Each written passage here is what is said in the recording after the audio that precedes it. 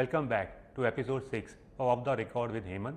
I am Pradeep Yadav and today we are going to learn from Hemant and get his insights on winning in sales today. Hello Hemant. My first question to you is, you have seen the sales landscape change over decades. What is one core human element of selling that technology and AI will never be able to replace at EPL? Yeah, so I think that's a really good question and a very difficult question to start with. But my own view on this one is that many things will change and many things have changed. But in sales or in marketing, our main job is to identify the unmet needs of the consumers and find a way in which we can solve them.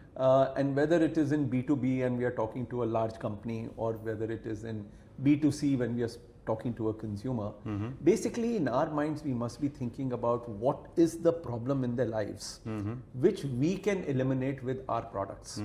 And when we are focused on saying we will do something to make our customers' life better and we will win only if our customer wins, I think we'll be able to do something which will create value for everyone and we'll be successful.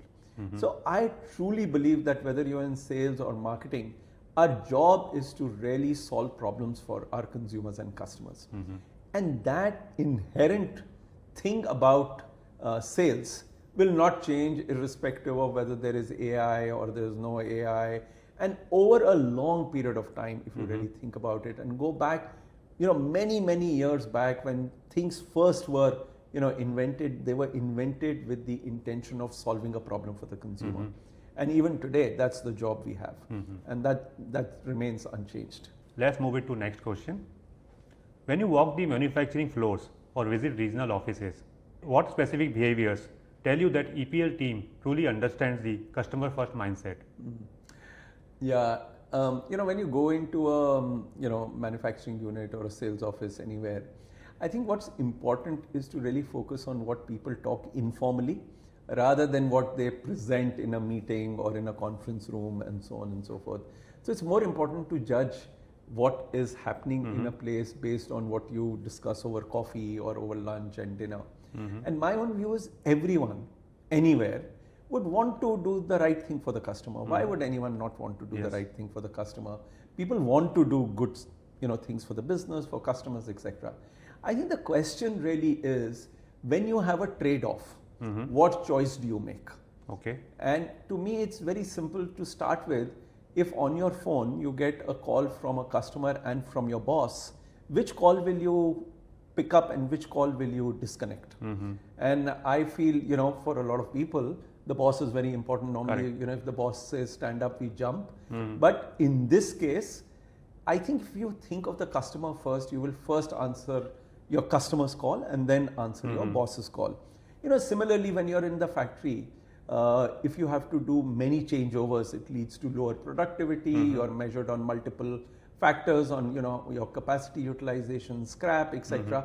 But as a result of it, you might miss out on a small order of a customer. Correct. So what trade-offs do you make is the most important thing. Okay. And my own view is that when you talk to people informally, you pick up very easily, whether they are only saying that customer is very important or it's customer first because I'm there and they want me to hear the right thing, or they truly believe in it. So I think that's how you need to judge it. I remember when I came to EPL for the first time. So I was told, and Anand Kripalu, who was my predecessor, he told me that this is a very important meeting. Everyone has to attend. Anand is a very firm sort of gentleman. Yeah. He said the only time I let anyone miss my meeting is if they have a customer meeting to attend. So to me, that itself was a very powerful message that this meeting is very important. You must attend. But if customer has a meeting or the customer calls you, it's okay for you not to attend this meeting. Yeah, I agree with you, Hemant. It's highly motivating and inspiring for us. Let's move it to next question. Where do you think companies get it wrong when they separate sales from customer service instead of viewing them as one customer experience? So, my own view on this one is that we must always put ourselves in the shoes of the customer, right? And we are all customers. So if you go to a store to buy something, let's say you go to buy a shirt, and there's one person who's selling you the shirt, saying, this is what shirt, ye bahut achhi hai, isme ye discount hai, all of that. And then you realize you bought the wrong size, and then you come back to change it, and suddenly that person has disappeared. Then you're told, go in this corner and fill up this form, and then we'll change. That's not a good experience for us, right? Correct. Because what they've done is they've separated sales and separated customer service. We don't like it because the person who addressed me first, who built that relationship to sell something to me, also must solve my problem. Yeah. So I feel very often, not only us, many people make this it's not a seamless process. There's too much friction in it.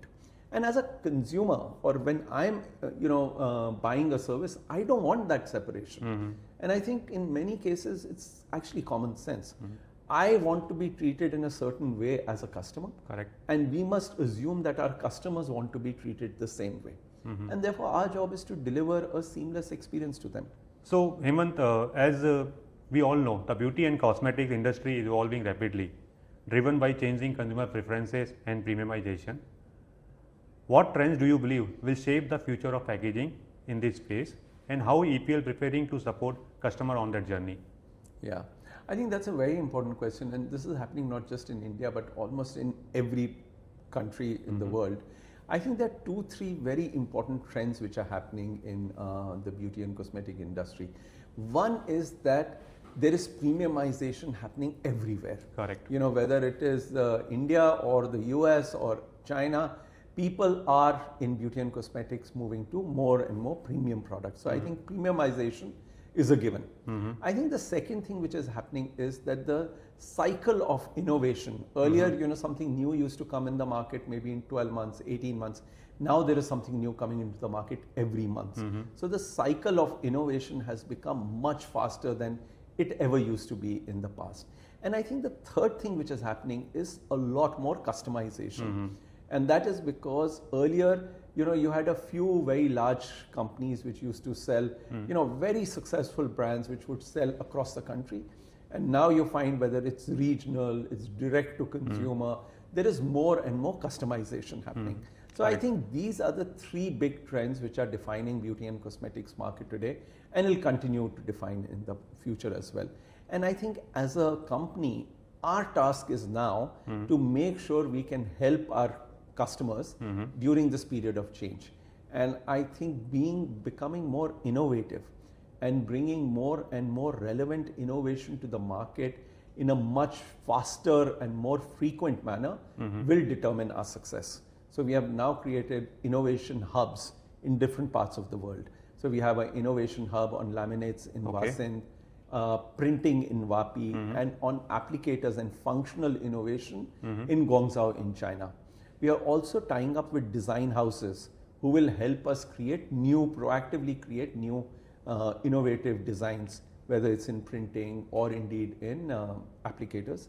And we will then leverage these innovation hubs to bring these innovations to all our customers across the world. So that our customers will need innovation more and more, and we have to be equipped to bring it to them earlier and better than anyone else. Let's move it to next question, Hemant. In your experience, how diversity in the sales team translate into better business outcomes? You and I are diversity now in the sales team, right? Yeah. Because I think when I think about it, more and more of our sales team should be women. And people like you and I should be exceptions. And the reason why I say this is, firstly, women can do anything. If you can fly a plane and you can, be in the army, sales is a relatively, it's not like, it's in any way a male domain or something like that. But I think more importantly, if you think about all our products, the end consumers of this are women. Correct. And I'm already seeing that today in many markets. So if you go to China, for example, a very large percentage of our salespeople, whether it's key account managers or brand business development, are now all women. And same things are happening, in Europe, in Brazil. So let's move it to next question. If you could whisper one piece of advice into the ear of every junior sales representative joining EPL today, what would it be? I would whisper to them and may even tell them a little loudly is, don't spend any time in office. Spend all your time either with customers or in the factory. When you do that, you will learn a lot more than what you will learn when you're sitting in meetings or in office, etc. And I'll give you an example about myself.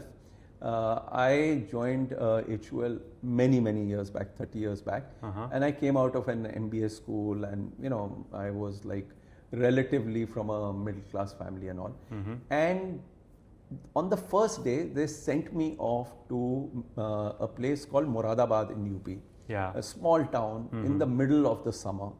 And for 6 months, my job was to go from store to store, shop to shop, selling soap. Soap. I used to sell like a sales rep. And I remember that the first few days, very difficult to sell. Most people would just chase me away. I would go to the store and I would stand there and they say, nahi, humko nahi chahiye, maal hai, and all that. And I remember one of my sales officers, who was my supervisor, I went to him, I said, what's happening? He said, I'll give you one tip. He said, whenever you go there and they say we don't need anything, ask for water. And he said, because it's the summer, in India, nobody will say no to water. So they will always give you water. And when you are standing there and having water, that's the time when you can strike conversation. And then, slowly you might be able. And I realized it really worked. I would go stand there and say, bahut garmi hai, pyas lagi hai, pani doge? Then he would say, leke aao bahar se, and all that. Because in those days there was no mineral water. And then you would have 5-6 minutes to converse and all. I'm just telling you this because, for 6 months, I really hated it. Because it was very difficult. And I said, I have joined this company and they've sent me here, made me a salesman. My other people from my class are sitting in some, boardroom in London or something, and I'm bloody stuck here. I didn't like it. But the learning I had from it, I can still recall and tell, what happened, why it happened. So for me, the learning and education was incredible.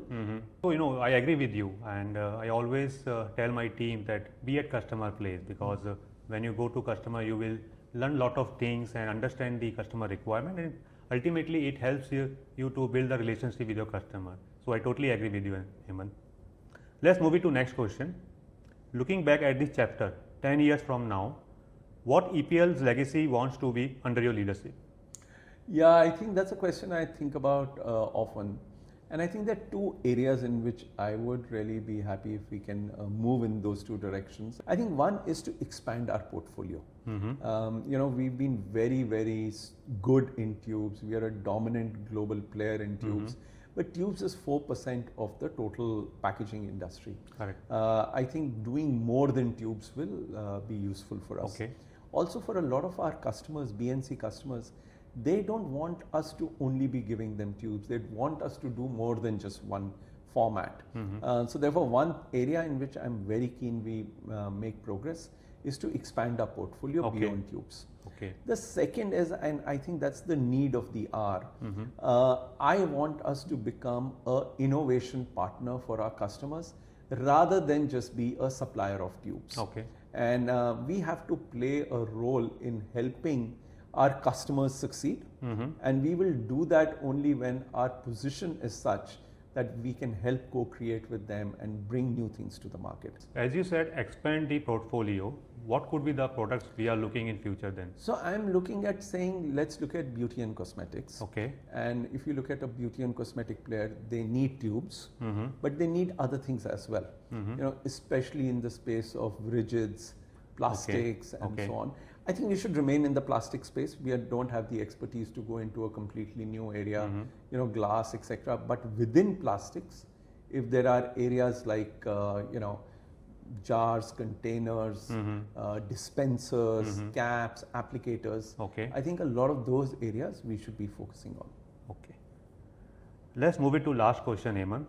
If one of our customer is listening to this podcast while driving to work tomorrow morning, what do you want them to know about EPL?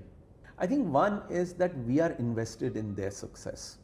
And we as a company will succeed. We will win when they win.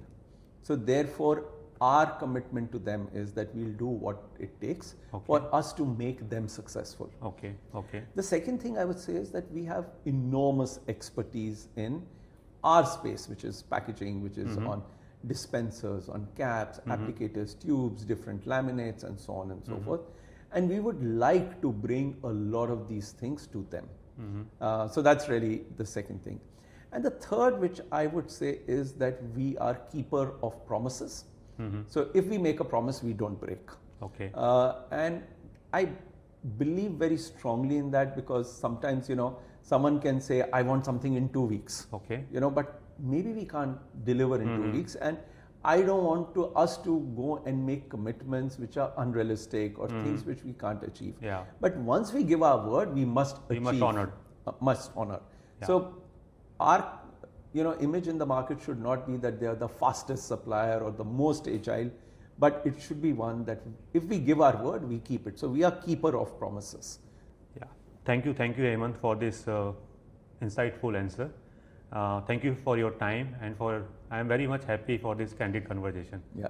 Thank you very much. I am very happy to see you here, and you're, I think, have another career as a podcaster. Thank you. And you've been really incisive and asked me really challenging questions.